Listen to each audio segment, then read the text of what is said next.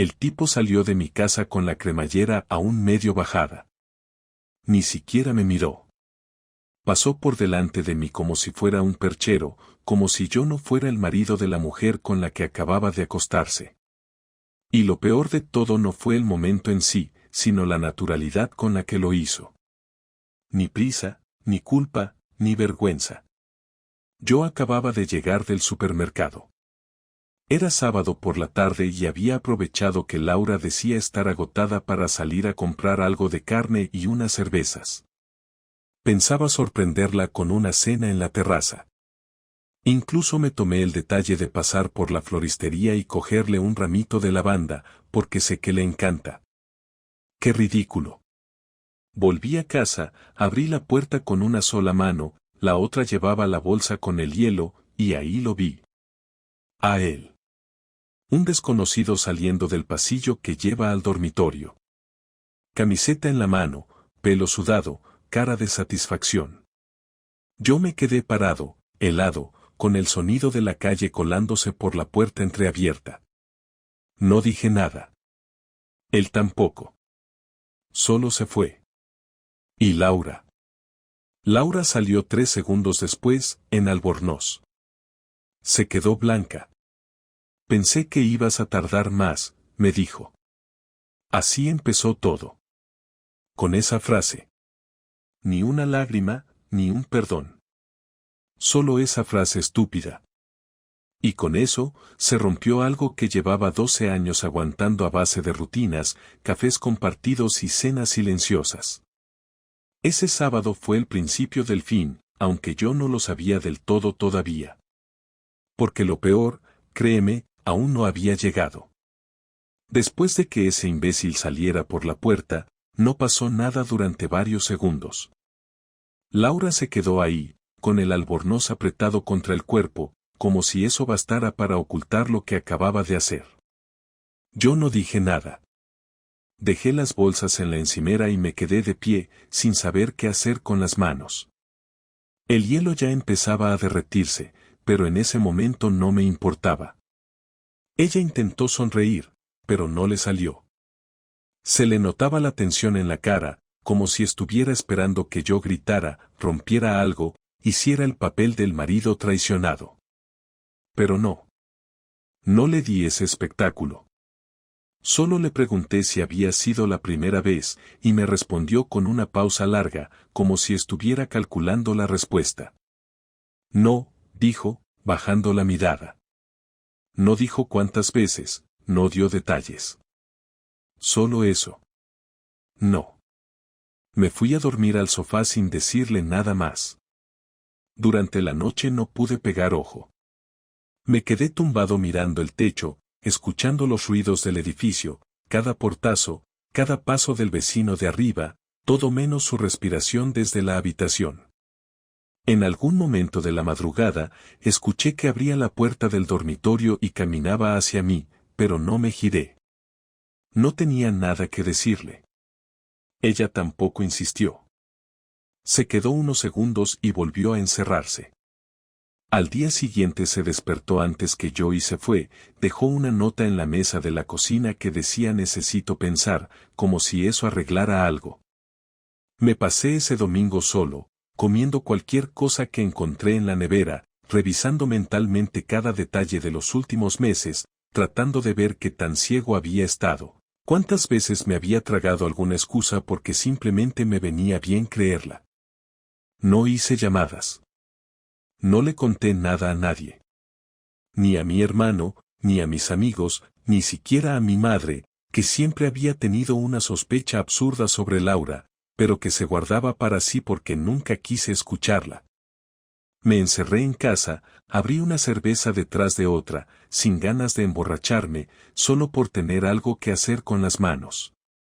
Pensaba en el tipo que había salido de nuestra habitación como si fuera un cliente saliendo del bar de siempre, como si eso fuera lo más normal del mundo.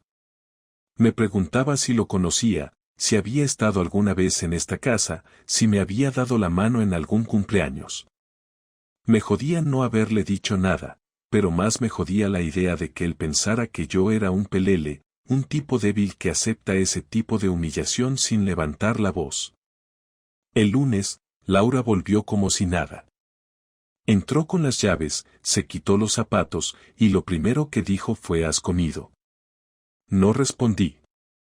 No entendía cómo podía tener la cara para actuar como si no hubiera pasado nada.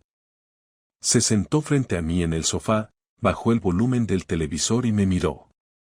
Mira, tenemos que hablar, dijo, con ese tono de quien cree que sigue teniendo el control de la situación. Asentí sin mirarla.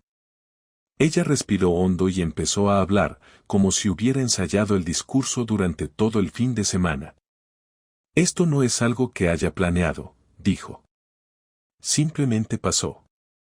Me sentía vacía, como que llevábamos meses en automático. Ya no hablábamos, no hacíamos nada juntos. Me sentía sola y, la interrumpí. Le pregunté si lo amaba. Su silencio fue más elocuente que cualquier palabra. Entonces le pregunté si él sabía que estaba casada. Me dijo que sí, que lo sabía desde el principio.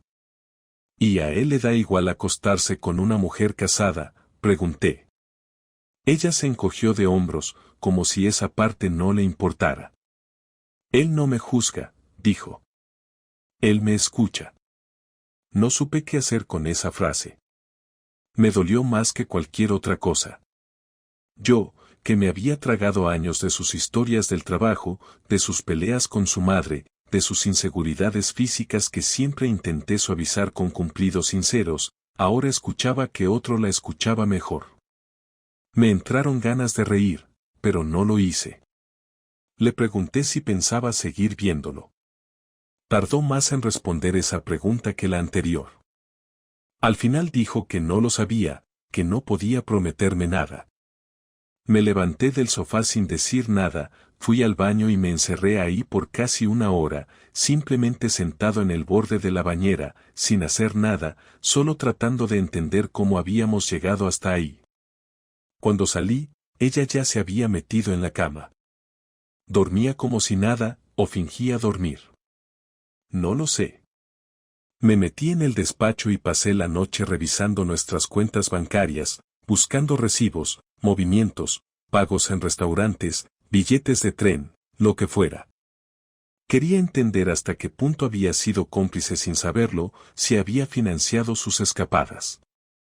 Encontré algunos gastos raros, cenas dobles, entradas de cine que no cuadraban con mis recuerdos. Entonces me di cuenta de que lo que me dolía no era tanto el engaño físico, sino lo bien que me había mentido, lo bien que había sostenido una vida paralela sin que yo notara nada. A las 5 de la mañana fui a la cocina, calenté un café y empecé a escribir todo lo que recordaba. Necesitaba ordenarlo. Necesitaba ver en papel cómo se había ido todo a la mierda. Porque ahora sabía que lo que había pasado el sábado no era el final, sino el principio de algo más oscuro. Y lo peor era que ella no parecía tener intención de arreglarlo. No había ni arrepentimiento ni vergüenza. Solo excusas. Y yo ya no tenía ganas de escuchar ninguna. El martes no fui a trabajar. Apagué el despertador y me quedé en la cama mirando el techo hasta que el sol empezó a dar en la pared.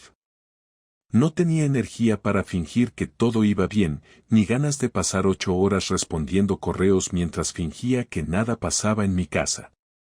A eso de las 9 escuché a Laura moverse por el pasillo. Se duchó, se vistió y se acercó a la puerta del dormitorio. Preguntó si quería café, con un tono como si estuviéramos en cualquier otra mañana. No respondí. Cerró la puerta con cuidado y la oí preparar el desayuno. Luego me llamó otra vez, diciendo que tenía que irse, que hablábamos por la noche. No dije nada. Cuando escuché la puerta cerrarse, me levanté, fui a la cocina y tiré su desayuno a la basura. Pasé el día preparando lo que necesitaba decirle. Me senté con un cuaderno, escribí preguntas, frases, cosas que llevaba días dándole vueltas y que necesitaba sacarme del pecho. Cuando volvió esa noche, la esperé en el salón, sentado en el sofá con el cuaderno en la mano. Entró, Me saludó con un hola que sonó incómodo, como si supiera que la conversación era inevitable. Se quitó los zapatos y la chaqueta, y se sentó en el sillón sin decir nada más. Me miró con una mezcla de miedo y cansancio. Yo abrí el cuaderno y empecé. Le pregunté por qué lo hizo. No me respondió al principio. Solo miraba al suelo. Le dije que no quería respuestas vagas, ni frases de revista. Quería la verdad. Finalmente dijo que se sentía vacía, que llevaba tiempo sintiéndose desconectada de todo, que necesitaba sentirse viva. Le pregunté si acostarse con otro la hacía sentir viva. Me respondió que no lo entendía así, que no era solo eso, que era una conexión emocional, que alguien le prestaba atención, que la miraba como yo ya no lo hacía. Le dije que eso era mentira, que yo nunca dejé de estar ahí, que nunca dejé de preguntarle cómo estaba ni de apoyarla en lo que hacía. Me dijo que sí, pero que ya no era igual, que la rutina nos había matado. Le grité que eso no le daba derecho a acostarse con otro. Me miró con rabia, como si estuviera harta de justificar lo injustificable. Me dijo que no buscaba mi permiso, que simplemente había pasado. Entonces le pregunté si lo seguía viendo. Me dijo que no. Le pregunté cuándo había sido la última vez. Me respondió que el sábado. Le pregunté si me había mentido todas esas noches en las que me decía que estaba cansada, si me había negado el sexo porque ya lo tenía con él. Me respondió que no todas las veces. Eso fue lo que me quebró. No supe si reírme o lanzarle el cuaderno a la cara. Me levanté y le dije que no entendía cómo podía mirarme a la cara sabiendo lo que había hecho. Me respondió que ella tampoco se reconocía, que todo se le había ido de las manos. Le pregunté si lo amaba. Dijo que no lo sabía.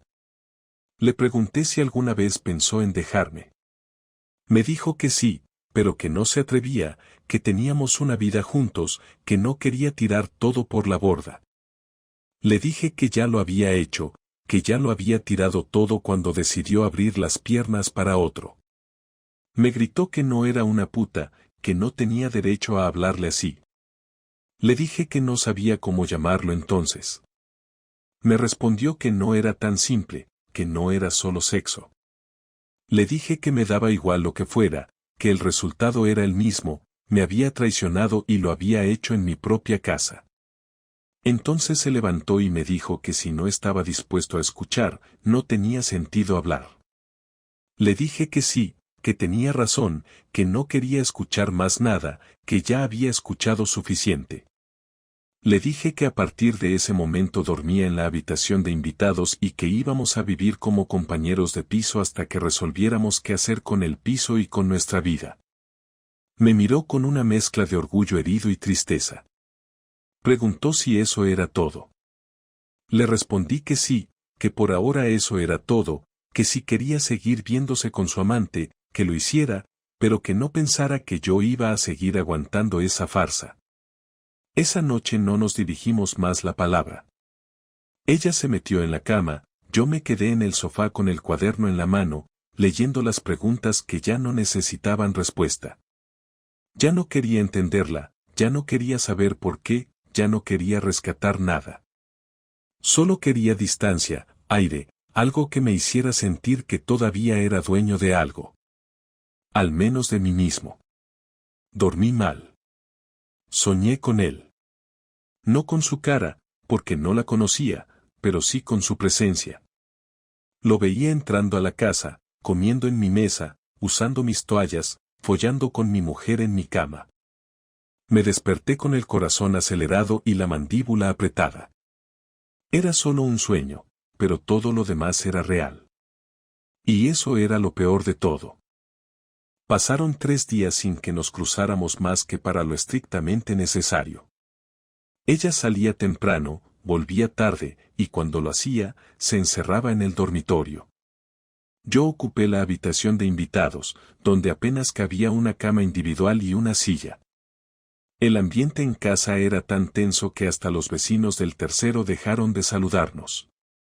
Me pasaba las noches frente al portátil, con una carpeta abierta en el escritorio con el nombre de Plan A. No era por impulsivo ni por despecho. Era porque necesitaba tomar el control de una situación que me había convertido en espectador de mi propia vida. Si ella había decidido dinamitar nuestra relación sin consultarme, yo iba a decidir cómo terminábamos esto. No me iba a quedar esperando a que decidiera si me perdonaba, si me echaba, o si seguía con el otro.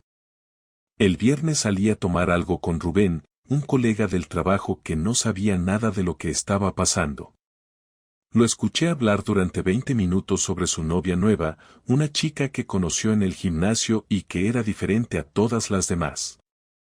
Cuando me preguntó cómo iba mi relación con Laura, le dije que se había acabado.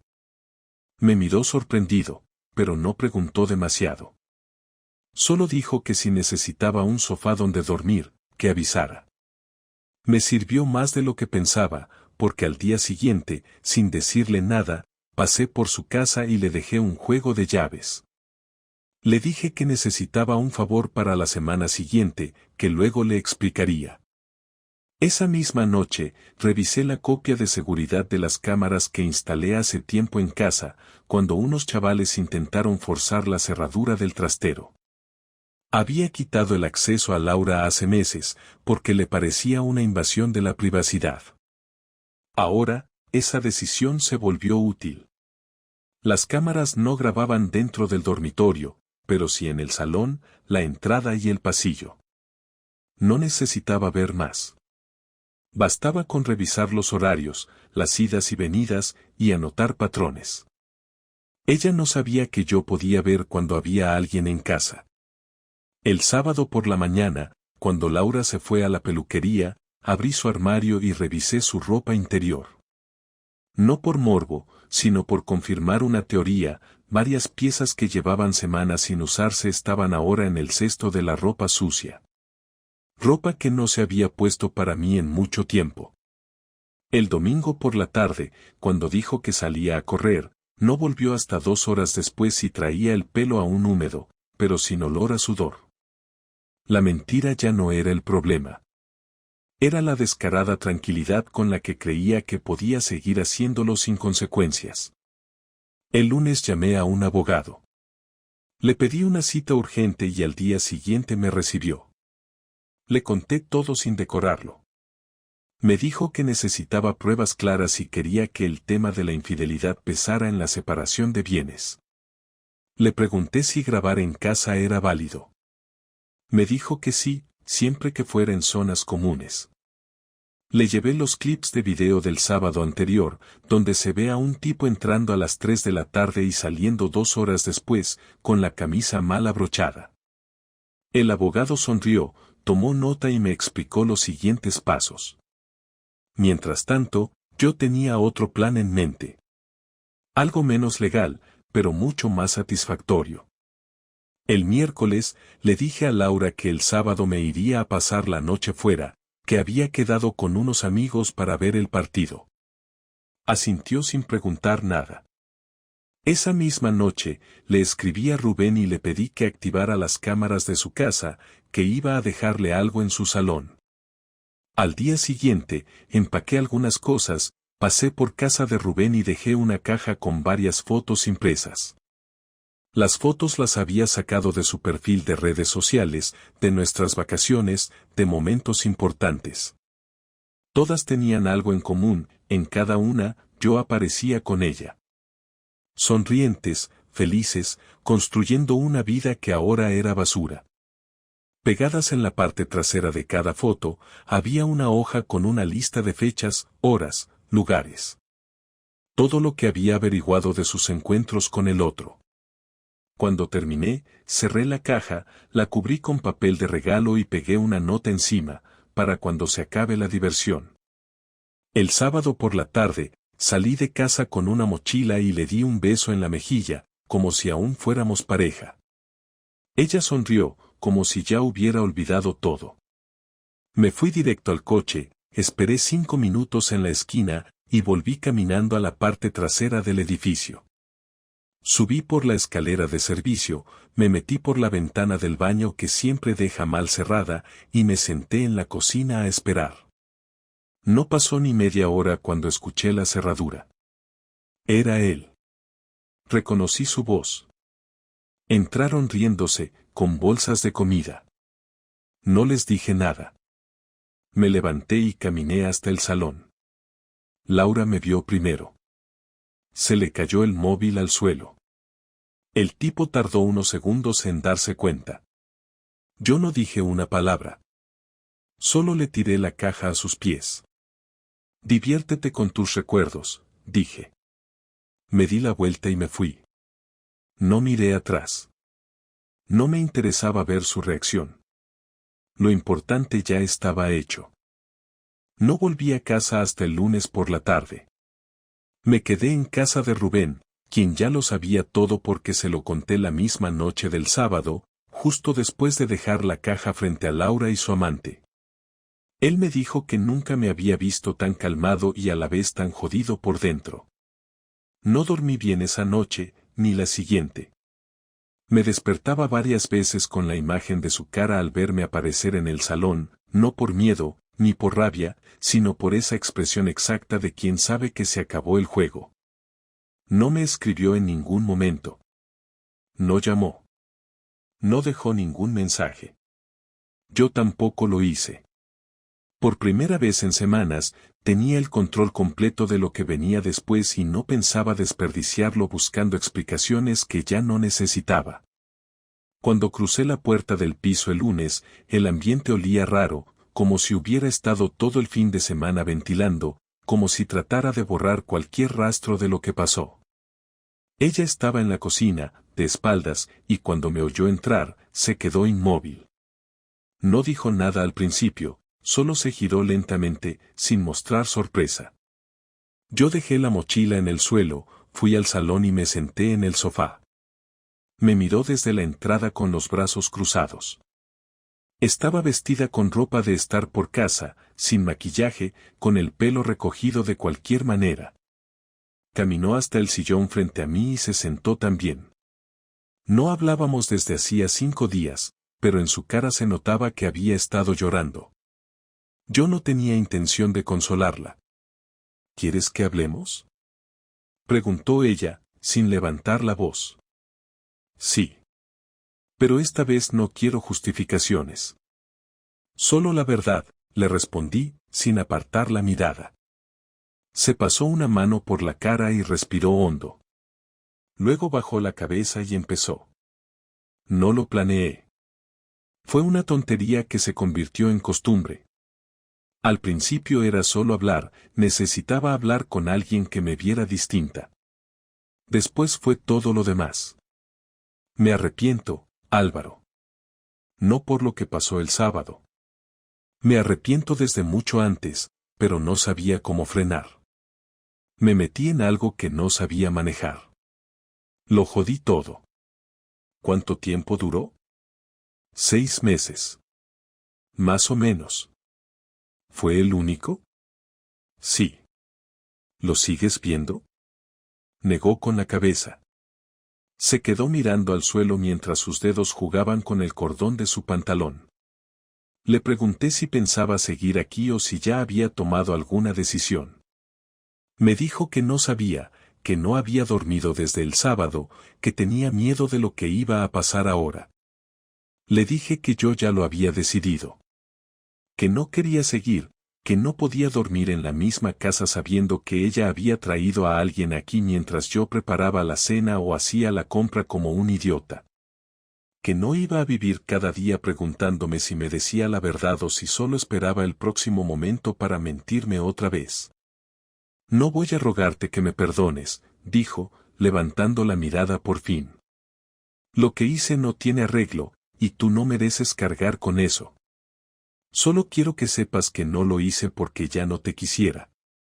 No es tan fácil. Sí lo es. Tú tomaste una decisión y ahora toca asumirla.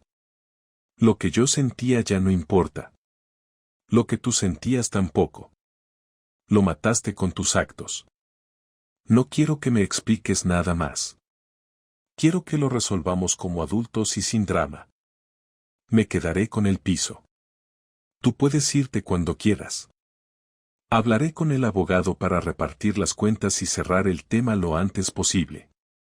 Se quedó callada durante un rato, como si esperara que yo cambiara de opinión. Pero no lo hice. Me levanté, fui al despacho, saqué una carpeta con todos los papeles que había preparado con el abogado y se la puse delante. Esto es lo que hay. Léelo.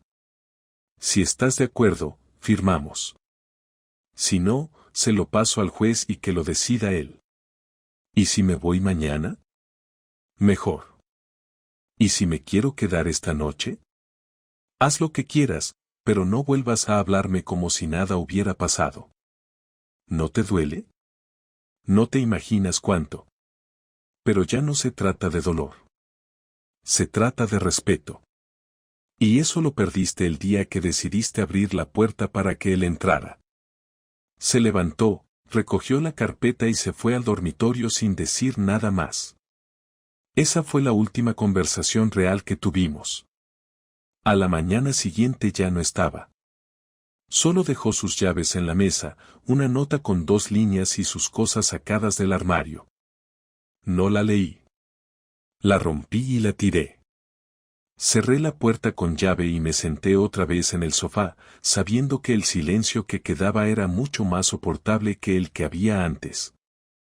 Durante los días siguientes no hablé con nadie. Solo fui al trabajo, cumplí con mis horas y volví al piso. La primera noche sin Laura fue silenciosa pero soportable. Me preparé una tortilla y cené solo en la mesa del comedor, sin tele, sin música, sin notificaciones. Dejé el móvil en modo avión y no lo toqué hasta el día siguiente. Nadie me escribía, nadie llamaba. Supongo que ella tampoco quería hablar con nadie. A pesar de todo, agradecí ese silencio. No había gritos, no había miradas incómodas, no había tensión flotando en el aire. La casa ya no era un campo minado. No era feliz, pero al menos ya no estaba caminando sobre cristales.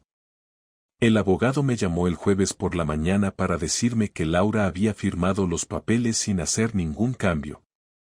No pidió más dinero, no pidió quedarse con nada, no hizo drama. Solo firmó y devolvió el sobre. Me dijo que ella pidió que no la contactara más, que prefería no seguir prolongando nada. Me pareció bien. No le respondí el mensaje. Ya no había más que decir. Había tomado la decisión correcta, aunque doliera. Por las noches, al acostarme, todavía miraba al lado izquierdo de la cama, como esperando ver su cuerpo estirado bajo las sábanas. No por necesidad, sino por costumbre. Tardé una semana en dejar de poner 2 tazas de café en la máquina. Una se quedaba fría cada mañana. El domingo salí a caminar por el centro. No tenía rumbo ni plan. Solo caminé. Pasé por lugares donde solíamos ir juntos. El bar donde celebramos nuestro aniversario número 6 ya no existía. En su lugar había un local de tatuajes. La tienda de libros que le gustaba tenía las persianas bajadas y un cartel de se alquila. La ciudad seguía igual, pero todo había cambiado. Me senté en un banco y vi pasar a la gente. Familias, parejas, jóvenes con auriculares, turistas mirando mapas. Nadie sabía quién era yo ni qué estaba pasando en mi vida, y por primera vez en semanas, eso me pareció una ventaja. Nadie esperaba nada de mí. Nadie me pedía explicaciones. Era solo otro tipo más con cara de cansado. A las 2 de la tarde llamé a mi madre. Hacía más de una semana que no hablábamos y me pareció injusto que se enterara por otra persona. Me preguntó si todo iba bien y le dije la verdad. Me separé de Laura. No quise entrar en detalles. Solo le dije que la relación se rompió y que ya no había marcha atrás. Guardó silencio unos segundos y después me dijo que estaba orgullosa de mí. No por haberme separado, sino por haberlo hecho con dignidad. Me dijo que si necesitaba quedarme en su casa, que tenía la habitación de siempre lista. Le agradecí, pero no tenía intención de volver atrás. Me quedé en la ciudad por una razón. Este era mi espacio, mi lugar, y no pensaba abandonarlo solo porque alguien había traicionado lo que teníamos. A la semana siguiente retomé el gimnasio, algo que había dejado por falta de motivación. No me volví adicto ni cambié mi cuerpo en un mes, pero me ayudó a dormir mejor y a no pensar tanto en las noches. También empecé a salir con algunos compañeros de trabajo. No hablábamos de mi separación. Simplemente tomábamos unas cervezas, hablábamos de fútbol o de cosas del curro. Me vino bien desconectar de todo lo emocional. No buscaba consuelo, ni consejo, ni frases de ánimo. Solo buscaba normalidad, algo que me recordara que podía seguir funcionando sin ella.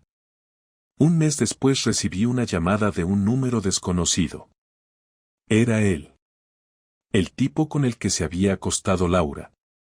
No sé cómo consiguió mi número, pero se presentó y dijo que quería disculparse. Dijo que no sabía que yo estaba en casa el día que entró, que no pensó que llegaría tan lejos, que estaba arrepentido. Le colgué sin decir una palabra. No porque me sintiera superior, sino porque no necesitaba su arrepentimiento. No me importaba si se sentía mal, si había perdido algo, si estaba en crisis. Ya no era parte de mi historia. Hoy han pasado casi 2 meses desde que firmamos los papeles. Sigo viviendo en el mismo piso. He cambiado algunas cosas, he tirado otras. Quitar las fotos fue lo más difícil, no por nostalgia, sino porque me costó admitir que eran parte de un capítulo que ya no tenía sentido. No he vuelto a saber nada de ella, ni tengo intención de buscarla. Si algún día nos cruzamos por la calle, no sé qué haré. Tal vez solo siga caminando. Tal vez diga hola.